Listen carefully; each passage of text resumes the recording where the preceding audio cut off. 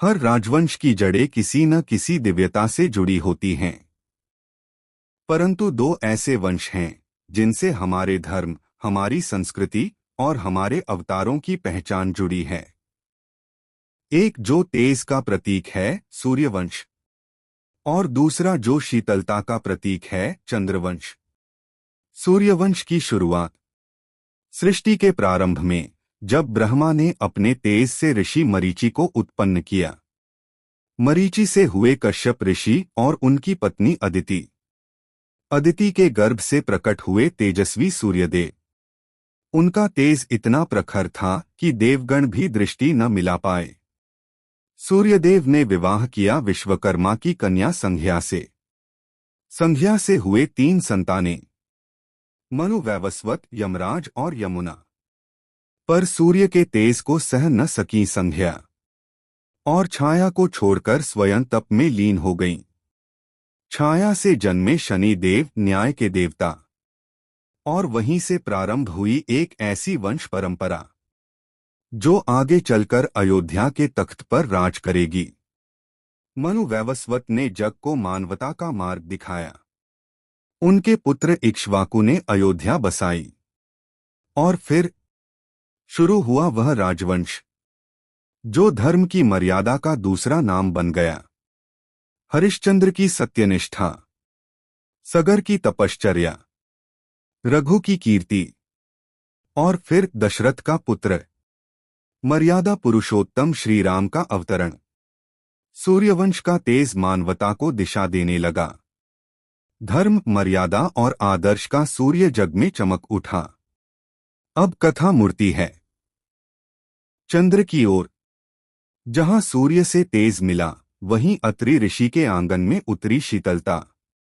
अनसुया के तप से प्रसन्न होकर त्रिदेवों ने उन्हें एक अद्भुत पुत्र दिया, जिसका तेज था परंतु शांत, जिसका स्वरूप था परंतु मनोहर। वह थे चंद्रदेव। चंद्र ने विवाह किया दक्ष प्रजापति की 27 कन्याओं से, जो आज भी आकाश में 27 नक्षत्रों के रूप में चमकती हैं। परंतु जब उन्होंने केवल रोहिणी से प्रेम किया, तो दक्ष का श्राप उन्हें मिला। हे चंद्र, तुम्हारा तेज क्षीण होगा।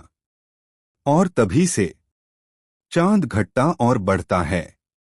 कृष्ण पक्ष और शुक्ल पक्ष में मानो प्रेम और विरह का शाश्वत चक्र हो। बुध से शुरू हुआ चंद्रवंश।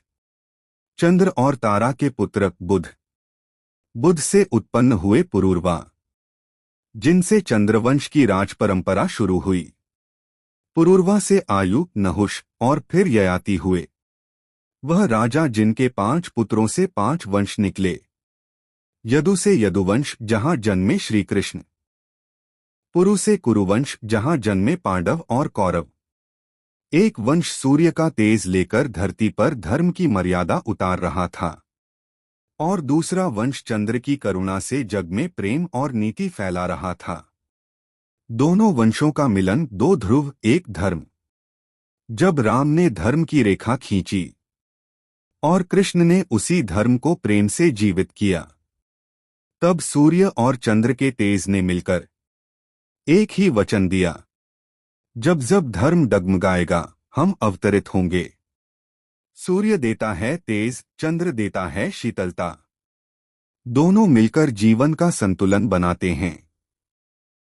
एक में नीति की गरिमा है, दूसरे में प्रेम की गहराई।